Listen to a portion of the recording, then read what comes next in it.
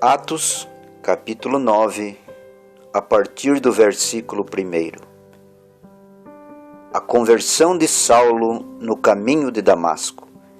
E Saulo, respirando ainda ameaças e mortes contra os discípulos do Senhor, dirigiu-se ao sumo sacerdote e pediu-lhe cartas para Damasco, para as sinagogas, a fim de que se encontrasse alguns daquela seita, quer homens, quer mulheres, os conduzisse presos a Jerusalém.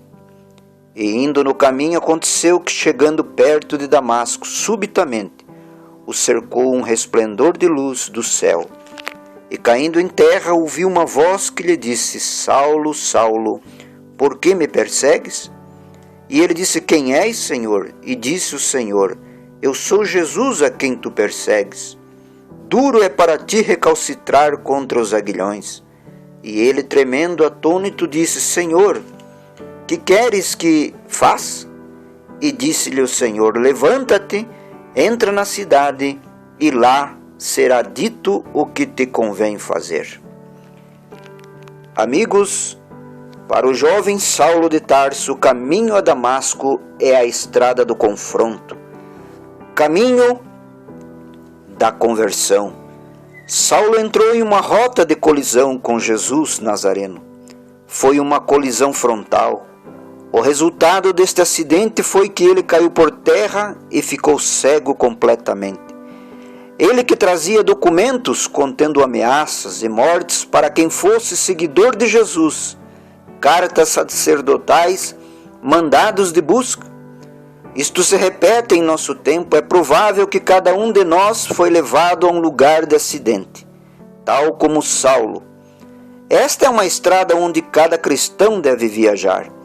Após este acidente, Saulo foi rebocado para Damasco. Seu desejo era ir para lá, mas orgulhoso, autoritário, rompante.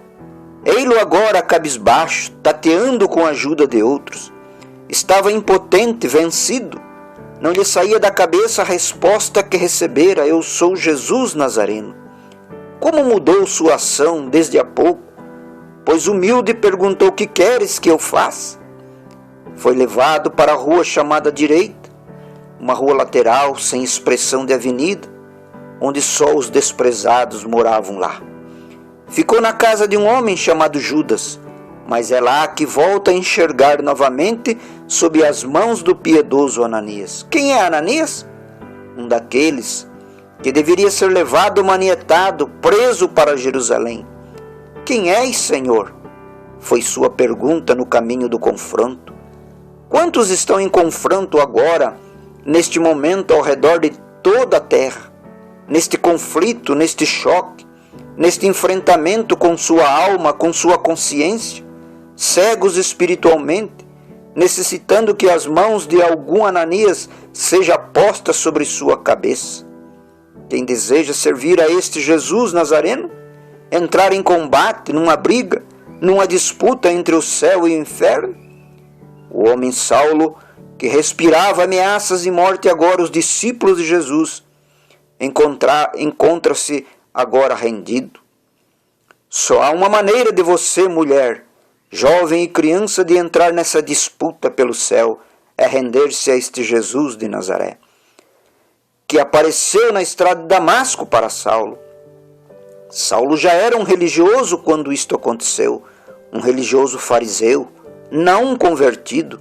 O que estava fazendo era por zelo, e zelo religioso te leva para longe de Jesus, como levou a Saulo. Deus o surpreendeu numa emboscada, bem ali, próximo das portas de Damasco. Uma blitz divina, parado ali, o interrompe para indagar o que estava indo fazer. Por que me persegues? Perguntou a voz que saiu da coluna de luz.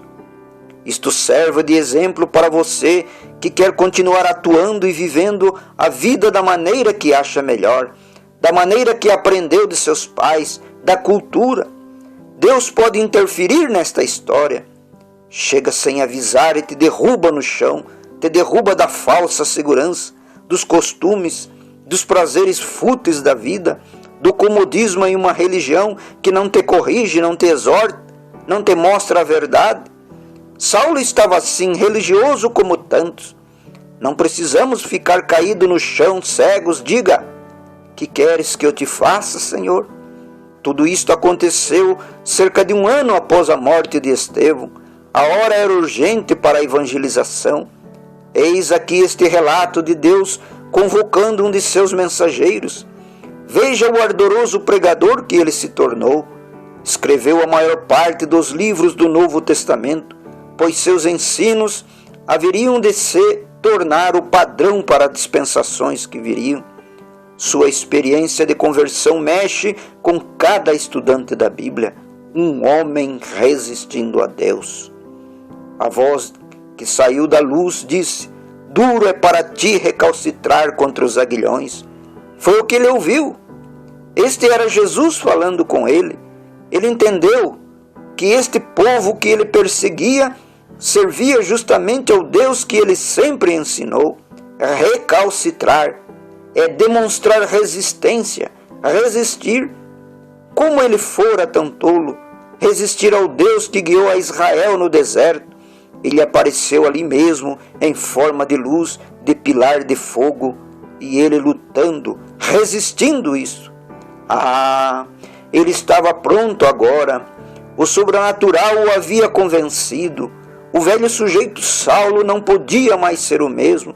Ele agora era um Paulo, porque o nome Saulo em hebraico significa aquele que foi conseguido através de orações. Lucas, que escreveu o livro de Atos, em Atos 13:9, neste momento faz a transferência de Saulo para Paulo. Porque Paulo significa pequeno, de baixa estatura. Pequeno na estatura, sim, mas após este encontro se tornou um gigante na fé, com um ministério maior que qualquer um deles lá de seu dia. Jogou todas as suas credenciais farisaicas fora e se tornou um doutor, um apóstolo, profeta para os gentios. Talvez alguém que está me escutando ou vai me escutar ainda esteja com a bolsa cheia de cartas farisaicas. Talvez cartas das melhores e mais famosas igrejas desta cidade. Mas lá, você encontrou-se com a coluna de fogo? Você pode dizer que sim, com a maior inocência que você desejar, mas isto registrará negativo se não for verdade, porque há no ser humano um subconsciente, e aquela subconsciência sabe diferenciar entre uma verdade e uma mentira. Você resistindo a Deus aqui na cabeça, aqui embaixo, sua consciência te condenando, porque você tem uma alma que precisa de Deus, que precisa ser alimentada por Deus. A questão não é se unir uma igreja. Saulo estava unido a uma. Você precisa ser lavado de sua culpa. Ouvir a voz de Jesus como Saulo ouviu. Reconhecer que você já tem resistido por muito tempo. Até quando este chamado vai durar? Saulo pensou que estava certo com seu grupo de igreja. A igreja que ele ia tinha grandes instrumentos, bons cantores de salmos, aparência de igreja piedosa. Era a mais antiga, mas era uma igreja perseguidora. Ela não tinha Jesus Nazareno. Somente o verdadeiro evangelho pode produzir um homem, uma mulher piedosa. Você não pode ser apenas um simpatizante da igreja deste Jesus Nazareno. Você já parou para pensar se você está na igreja perseguidora ou na igreja perseguida? É fácil. Veja os frutos, porque o velho Saulo não concordava com a igreja perseguida. Sua doutrina era diferente. Os velhos ventos da doutrina farisaica eram incapazes de mostrar o Messias. Sempre tem sido assim. A igreja que vê o Messias é chamado de seita. Resista ao chamado de Deus e sua alma te condenará no dia do juízo. Ela dirá: quantas vezes te belisquei e você resistiu? Você não pode conhecer a Deus pela igreja, porque a igreja manda perseguir. Deus é conhecido por sua bendita palavra. Não endureça teu coração hoje, se este Jesus Nazareno te chamar.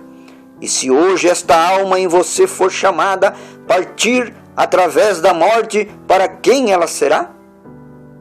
Resistir a Deus é sofrer consequências. Saia da escuridão, ovelha de Jesus. Já está na hora de você deixar Deus iluminar você. E você que está numa igreja que não tem toda a revelação da palavra, porque ainda te encontras resistindo? Teus líderes se acostumaram a enviar cartas perseguindo seus irmãos.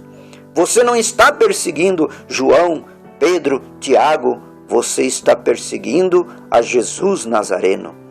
Que Deus ajude o teu coração a não resistir a Ele, mas recebê-lo.